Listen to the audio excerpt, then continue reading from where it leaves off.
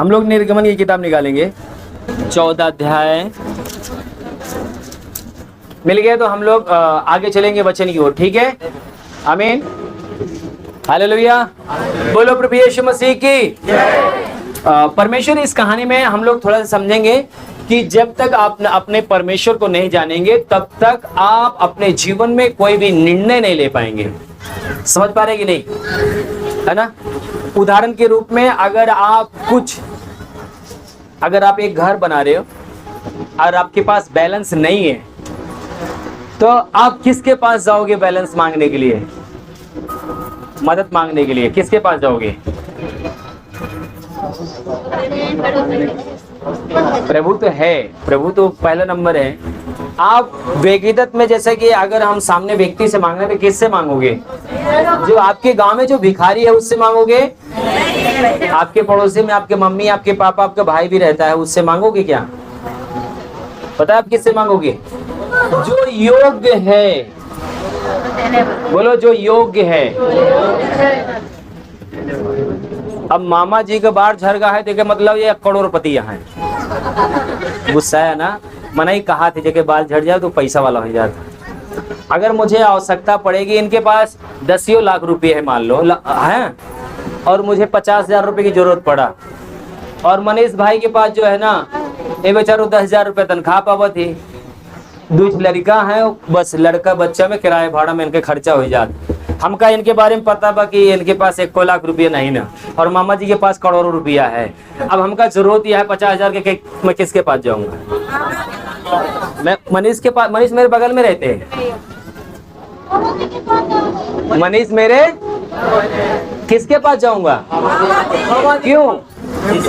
क्योंकि वो योग्य है, 50,000 रुपए दे सकते। अब न दे दो बात दूसरी है, 50,000 मुझे दे सकते हैं। हालेलुया। अगर मैं इनके पास भी है और उनके पास नहीं है, और इनको मैं जानता ही नहीं, इनको मैं नहीं जानता, तो मैं इनके पास जाऊंगा क्या?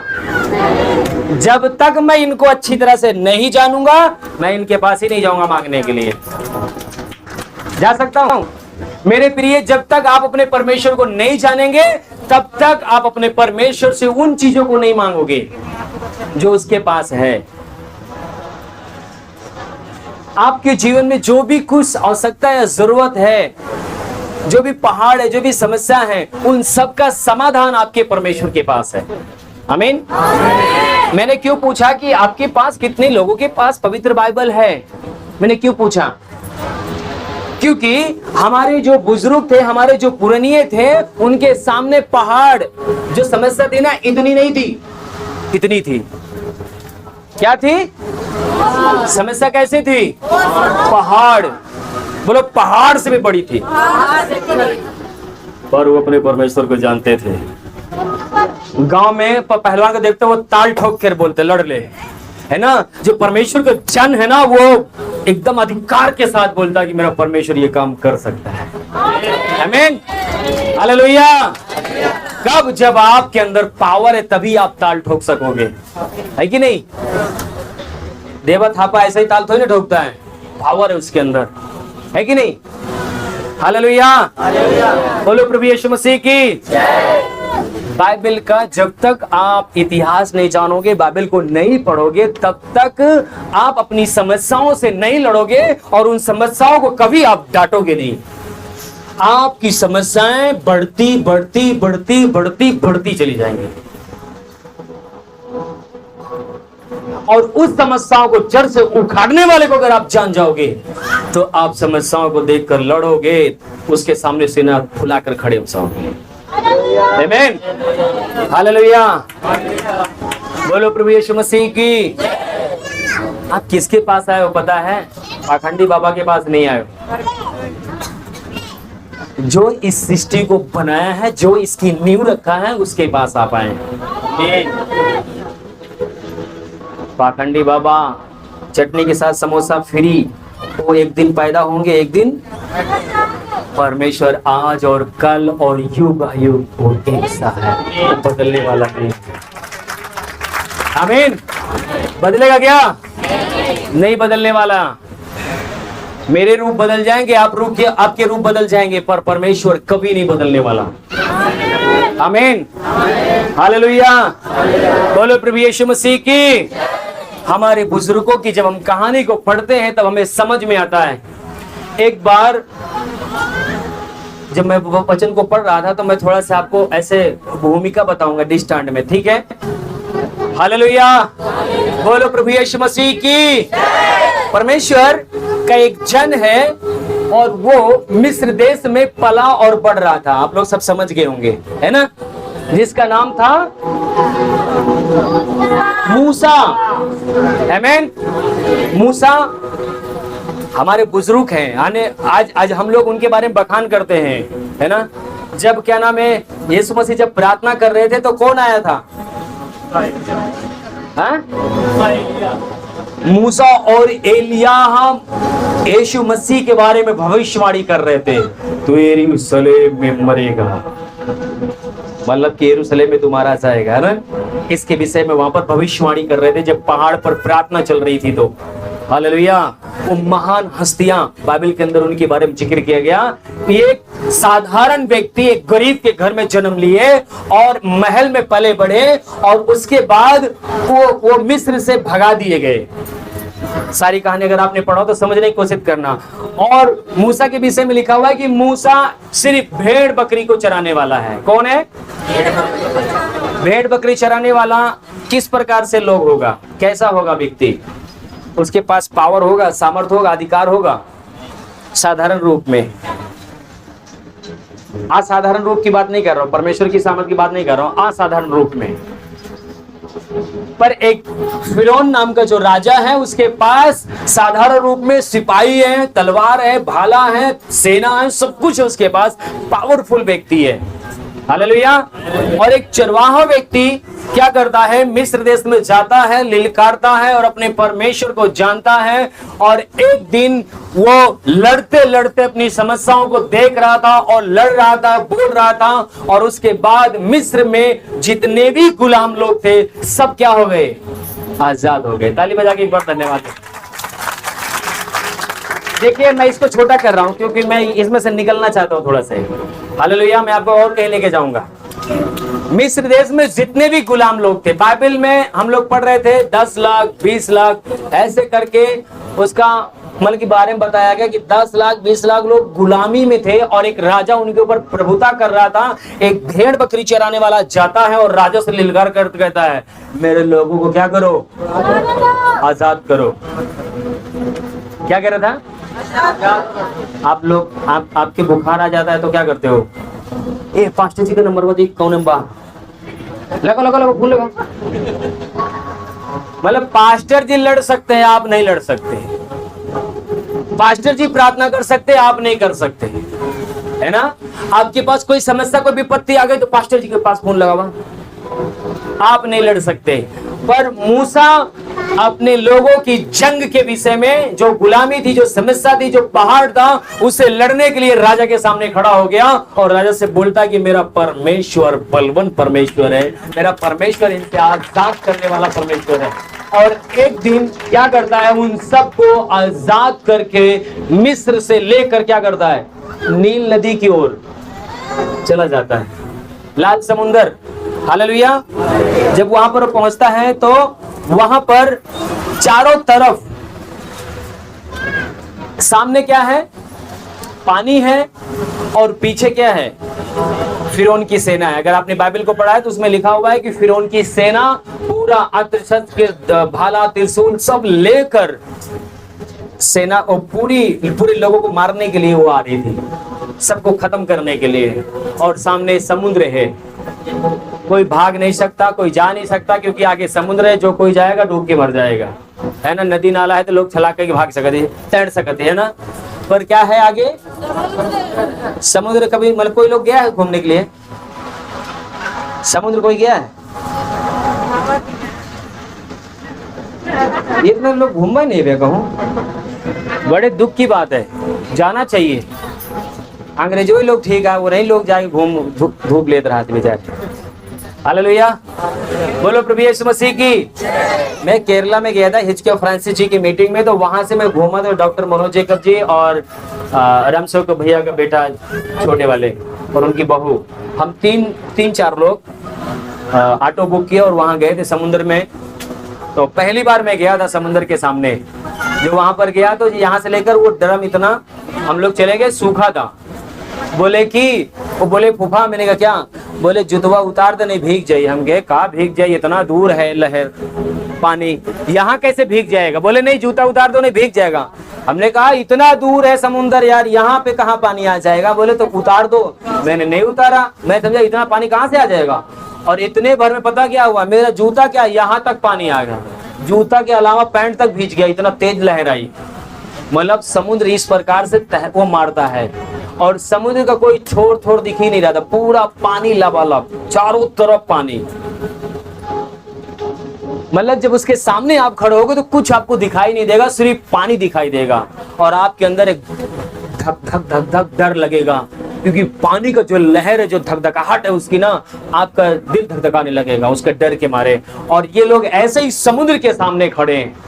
पता है मूसा जो युद्ध किया था, जो लड़ाई किया था, जो अपने परमेश्वर को जानता है, जैसे मैंने मामा को बोला कि मामा जी को मैं जानता हूं तभी मैं इनसे क्या करूंगा, पैसे मांग सकता हूं। और जितने भी लोग वहां पर थे, 10 लाख 20 लाख लोग, जितने भी लोग थे, सब बोल रहे थे अरे मूसा तू यहाँ मुझे मरने के लिए लेकर आया है, इससे बढ़िया तो मैं कहाँ था, मिस्र में सही था, मैं फिरौन के पास सही था, कम से कम 2 पल की रोटी तो मुझे मिल रही थी, तो मुझे यहाँ मारने के लिए लेकर आया है। और जान सबका प्यारा है, बेशक गुलामी में क्यों न थे वो लोग, पर जान सबका प्यारा है। और क्या हुआ, मूसा उन सबको एक बात बोला तुम हमारे परमेश्वर को नहीं जानते। हमारे परमेश्वर को अगर जानोगे ना तो लिलकार कर दहाड़ कर आप बोलोगे। मूसा उन लोग को ढाढ़स बनाता और हिम्मत देता है। क्या हिम्मत देता है? 14 के 14 को पढ़ेगी।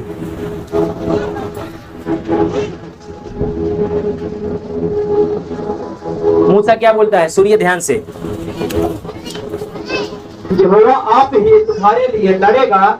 मूसा कहता है सुनो, आप हमारे परमेश्वर को नहीं जानते, आप हमारे प्रभु को नहीं जानते।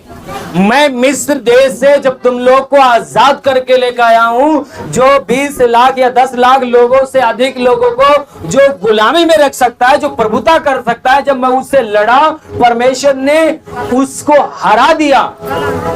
और उस परमेश्वर ने जब समुद्र के सामने लाया है तो यहां पर भी उपाय करेगा। तुम मेरे परमेश्वर को नहीं जानते। वो क्या बोल रहा है, तुम मेरे प्रभु को नहीं जानते। क्या कह रहा है, फिर से पढ़िए। यहोवा आप ही तुम्हारे लिए लड़ेगा। मूसा कहता है परमेश्वर मेरा, यहोवा मेरा, आप स्वयं लड़ेगा, क्योंकि वो क्या करता है, तुम्हारी चिंता करता है। अपने पड़ोसी बोलो बहन तुम्हारी चिंता करता है वो। आप जिस दर्द में हो ना, वो आपकी दर्द को जानता है। बोलो अपने पड़ोसी को, बोलो आज आपके दर्द को निकालेगा, आपके आंसुओं को पोंछेगा। मैं अपने परमेश्वर को जानता हूं, जानती हूं। आमीन। जो लोग नहीं बोल रहे हैं पड़ोसी समझ लो कोई उसके अंदर है। हालेलुया। बोलो प्रभु यीशु मसीह की। ये सब लोग डरे हुए थे। मूसा कह रहा डरो मत। अपने पड़ोसी बोलो डरो मत, डरो मत। जो कर्जा है वो तोड़ देगा, जो बीमारी है वो तोड़ देगा, जो कष्ट है उसको हटा देगा, आपको उठाकर खड़ा करेगा। मेरे परमेश्वर को तुम नहीं जानते, मेरे प्रभु को तुम नहीं जानते। मैंने उसकी सामर्थ को देखा है। हाथ नहीं था, उसको हाथ नया करने की सामर्थ मेरे परमेश्वर के पास है। पैर नहीं था, उसके पैरों को नया करने की सामर्थ है। आपने गवाही को सुना है, पैर कटा हुआ था, एक व्यक्ति गया दुकान पर जूता वाले के पास, बोला, परमेश्वर के दास ने बोला जाओ अपने नाम का जूता, अपने नाप का जूता ले लेना। पास्टर ने, एक व्यक्ति आया पास्टर के पास, प्रार्थना चल रही थी और पास्टर ने बोला जाकर अपने नाप का एक जूता ले लेना। वो भी प्रभु के जन पास्टर वो गए, जूते की दुकान में बैठ गए, बोले भाई एक जूता दिखा दो। वो ऊपर से नीचे देख रहा है, कौन सा नाप का जूता? बोला एक जूता दे दो। काफी देर देखने के बाद एक जूता लाया, और जैसे ही वो जूता लिया, अपने उसमें पैर डालने की ऐसा इच्छा रखा, उसके पैर नहीं था, पैर आ गया, उसमें पैर डाल दिया। हालेलुया। एक जीवित गवाही है। आज भी आप YouTube पर आप सर्च करिए, मेरा प्रभु बड़े बड़े अद्भुत काम करता है, क्योंकि जो हमारे परमेश्वर को जानते हैं उनके लिए सब कुछ संभव है। आमीन। मेरे सामने कोई भी अपनी समस्या लेकर तो मैं जानता हूं कि मेरा परमेश्वर तुम्हारी समस्या को हटा सकता है। अगर आपके पास समस्या तो मेरे प्रभु के पास समाधान है। आमीन। पड़ोसी से बोलो, मेरे प्रभु के पास आपका समाधान है। हिलाकर बोलो, अधिकार के साथ बोलो, विश्वास से बोलो, बोलते रहो। हालेलुया। बोलो प्रभु यीशु मसीह की।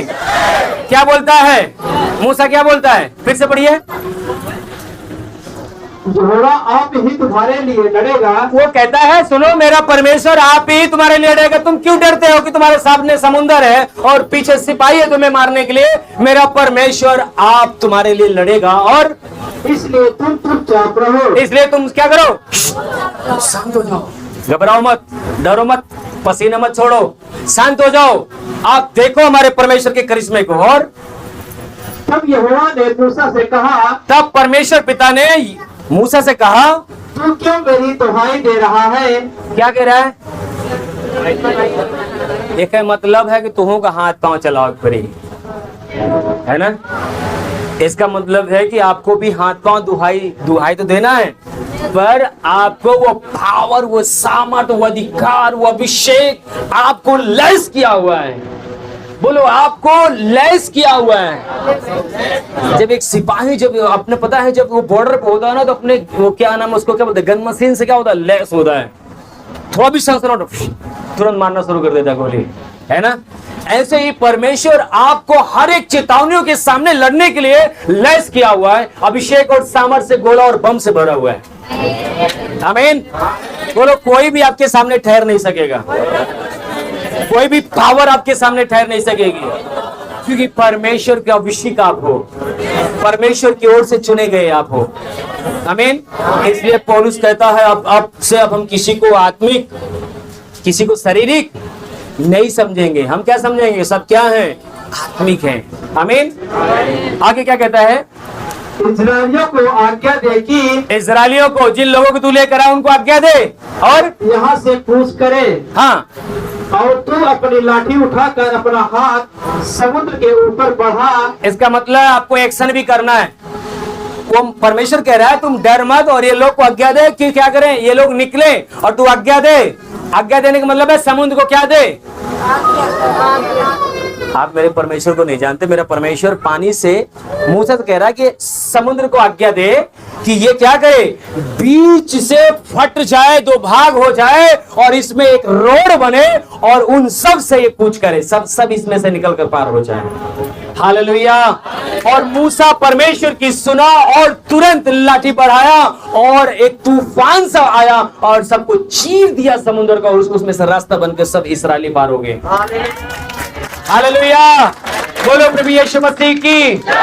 बोलो, मेरे बुजुर्गों ने मेरे परमेश्वर को जाना, इसलिए इस मिस्र के लोगों को, इस्राएलियों के लोगों को बोला कि तुम डरो मत, मेरा परमेश्वर उपाय करेगा। आमीन। बोलो, आज तुम सही जगह आए हो। आज से तुम समस्या नहीं देखोगे। सचमुच में यीशु के पास आए हो क्या? भरोसा रखो, वो आपके लिए उपाय करेगा, वो आपके लिए रास्ता बनाएगा, वो आपकी सड़कों ऊंचा करेगा। जहां पर शर्मिंदगी आपने झेली, जहां पर कुचले गए, जहां पर बेइज्जत किए गए, वहां पर आपको उठाकर खड़ा करेगा, वहां पर अपनी महिमा को दिखाएगा। जिन लोगों ने लाजर को, 4 लोगों ने, 5 लोगों ने लाजर को रखा था कब्र में, उन्हीं लोगों ने लाजर को जिंदा चलते हुए देखा था। हालेलुया। जिन लोगों ने आपको टुकड़े मांगते हुए देखा, आपको गिरते हुए देखा, आपको बिखरते हुए देखा, वही लोग उठाकर नजर आपको देखेंगे। आमीन। कैसे इसके जीवन में हो गया अचानक? आप मेरे परमेश्वर के सामर्थ्य को नहीं जानते। हालेलुया। बोलो प्रभु यीशु मसीह की। मूसा इतना चैलेंज के साथ क्यों बोल सकता था? क्यों बोल रहा था मूसा इस बात को? इसका मतलब है कि मूसा परमेश्वर को जानता है। अपने पड़ोसी से बोलो, आप दिल से उसको जानने की इच्छा रखिए। जब उसकी सामर्थ्य आपके ऊपर काम करना शुरू करेगी, तब आप अचंभा करोगे। बोलो, अचंभा करोगे। मैं भविष्यवाणी करता हूं कि कई लोग अचंभित हो जाओगे अब उसकी सामर्थ्य, उसकी आशीष को देखकर, उसकी महिमा को देख के आज अचंभित हो जाओगे। आमीन। आप डर जाओगे, ये कहां से ऐसी आशीष आ रही है। अचंभित। हालेलुया। क्योंकि परमेश्वर जब रास्ता खोलता है, एक नहीं कई दरवाजे खोलेगा आपके लिए, कई आशीष के सोते खोलेगा आपके लिए। आमीन। मैंने कई ऐसे आंसुओं को परमेश्वर अपने हाथों से पोंछते हुए देख रहा हूं, उनकी आंसुओं को पोंछा है वो। कई लोग इस समय अपने जीवन में परमेश्वर की महिमा को देख रहे हैं। प्रभु ने कहा अगर विश्वास करेगा तो मेरी महिमा को देखेगा। मूसा उनको कह रहा था तुम विश्वास करो, आज से उनको कभी तुम मिस्रियों को नहीं देखोगे, तुम मिस्रियों को कभी देखने को भी नहीं पाओगे, तुम विश्वास करो, मेरा परमेश्वर आप ही तुम्हारे लिए क्या करेगा, उपाय करेगा। एक छोटी सी चिंता लेकर आप उस दिशा में आप चले जाते हैं जिसमें से निकलना बड़ा मुश्किल हो जाता है। आप लड़ने की बात छोड़िए, उसमें से निकलने की सोचते भी नहीं। अपनी समस्याओं से बोलो मेरा परमेश्वर बड़ा है। आमीन। हालेलुया। पता है हमारा आपका जो प्रभु है ना, हमारा आपका काम बनता है तो हम आप इधर से उधर हो जाते, भाग जाते, पीठ दिखा देते, पर मेरा प्रभु पीठ दिखाने वाला नहीं है, आपके साथ साथ चलने वाला है। अगर आपको धूप लगता है तो वो छांव करता है। आपका जो काम बच जाता है, आप जब सफल हो जाते हैं तो आप परमेश्वर को भूल जाते हैं, तमाम उन चीजों में व्यस्त हो जाते हैं, पर आपका परमेश्वर आपको नहीं भूला है। बाइबल का परमेश्वर बताता है कि मिस्री लोग जो मिस्र में गुलाम थे, ये लोग जब मिस्र से आजाद हुए, जब समुद्र से पार हुए, तो पता है परमेश्वर को भूल गए। ये लोग सोने का बछड़ी बनाना शुरू कर दिए। आज कुछ लोग ऐसे ही है कि जब परमेश्वर को पाने के बाद, आशीष पाने के बाद, बरकत पाने के बाद परमेश्वर से मुंह मोड़ लेते हैं, पीछे हट जाते हैं। परमेश्वर दुखी हो जाता है, परमेश्वर तकलीफ में हो जाता है। पर परमेश्वर पता है, आपने जिंद देखा है? जिंद, उदाहरण दे रहा हूं, जिंद ने देखा ना पिक्चरों में, जिंद क्या होता है? गुलाम हो जाता है जिसका जिंद होता है, जो बोलते हैं वो करता है ना? देखा है? कहता जो हुकुम, हाँ, जो हुकुम हो आका, है ना? ऐसा करके बोलता है ना? ऐसा हंसता है और इतना जोर ठट्ठा मार के बोलता है, जो हुकुम हो आका। ओ क्या बोलते हैं? आका। ठीक है, हालेलुया। ऐसे करके, पर हमारा आपका परमेश्वर पता है, इतना वो गुलाम की तरह, वो इतना आपसे प्यार करता है, वो अपने प्यार करने के द्वारा वो आपका गुलाम बन गया है। आपका गुलाम है नहीं, वो इतना प्यार करता है कि वो आपका गुलाम बन गया है। वो आपको छोड़ ही नहीं सकता है, आपको त्याग ही नहीं सकता है। वो कहता है मैं तुझे कभी नहीं छोड़ूंगा, जब तक इसके अंदर तेरी सांस है तब तक मैं तुझे नहीं छोड़ूंगा।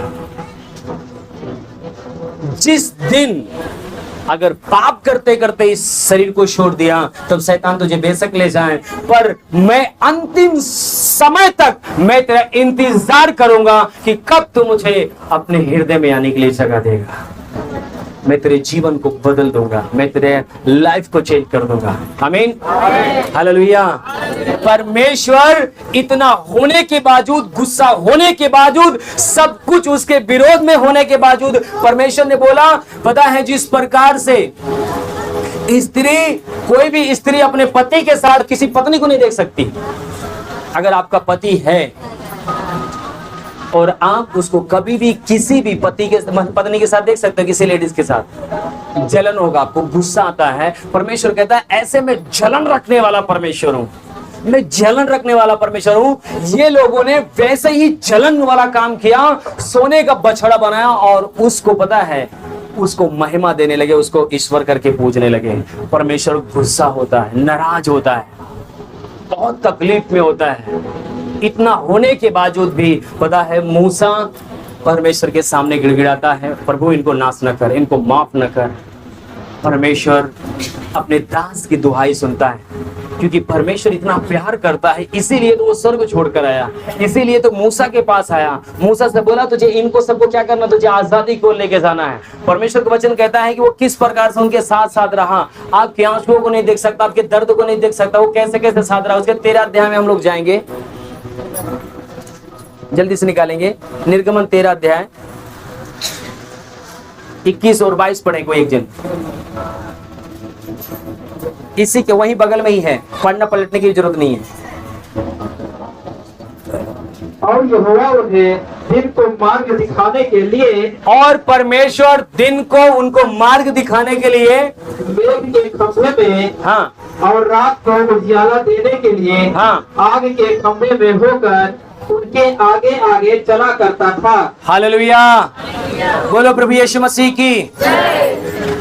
बोलिए आपका परमेश्वर आपके हर एक दुख घड़ी में, हर एक मुश्किल में, हर एक ऐसे समय में जहां पर आपका आपा खो जाता है, जहां पर आप सब कुछ निराश और हार जाते हैं, उस समय आपको वो राह दिखा देता है, उस समय आपको निकाल लेता है। एक पल तो मुझे देखोगे, कभी तो अपना मन बदलोगे।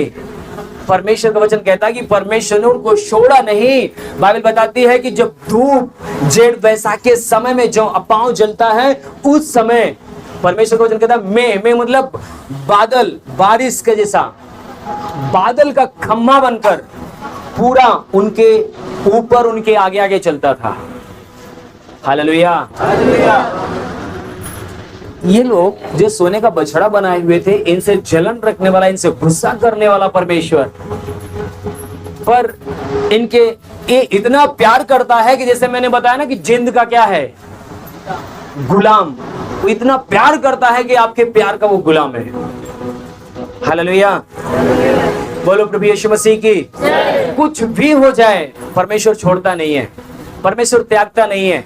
यहाँ पर मैं आपको बताना चाहता हूँ कि आपको कुछ भाई कुछ बहन ऐसे हैं जो ढीठ हैं, जो अपने जीवन में परमेश्वर को तुच्छ समझते हैं। जैसे यहाँ पर इस्राएली लोगों ने तुच्छ समझा, परमेश्वर को तुच्छ समझा, और परमेश्वर के लिए वो उम्र की परमेश्वर को छोड़कर अपना वो मूर्ति बनाना शुरू किए। ऐसे ही कुछ ऐसा जन अपने जीवन में जब वो पाप और गुनाह के जब ओर जाते हैं, तो पता क्या होता है, वो हारा हुआ अपने आप को महसूस करते हैं, निराश महसूस करते हैं। वो अपने आप को बिल्कुल परमेश्वर से अलग, और परमेश्वर से ऐसा लगता है कि उनके जीवन में सब कुछ समाप्त हो गया, वो लूट गए, वो सब कुछ बिल्कुल खत्म हो गया, बर्बाद हो चुके हैं। हालेलुया। कुछ भाई कुछ बहन अगर इस प्रकार के किसी भी के अंदर ऐसी भावना है या ऐसा शैतान आपके अंदर कोई भी चीज डाला है, तो मेरे प्रिय मैं आपसे बताना चाहता हूं कि आपका परमेश्वर आपका साथ नहीं छोड़ा है। बोलो अपने पड़ोसी, बोलो आपका साथ नहीं छोड़ा है। हिलाकर बोलो आपका साथ नहीं छोड़ा है। तुम एक बार अपने दिल से उसको पुकार कर दो, देखो वो आपके जीवन को बदल देगा। वो आपकी शोर भरी आवाज को नहीं, आपके आत्मा की आवाज को वो सुनना चाहता है। आपके अंदर की जो अंदर का जो दर्द है, उस दर्द से उस कराते हुए से तुम पुकार कर देखो उसे, वो आपके जीवन को बदल देगा, आपको एक नया जीवन देगा, आपको उठाकर वो खड़ा करेगा। आमीन।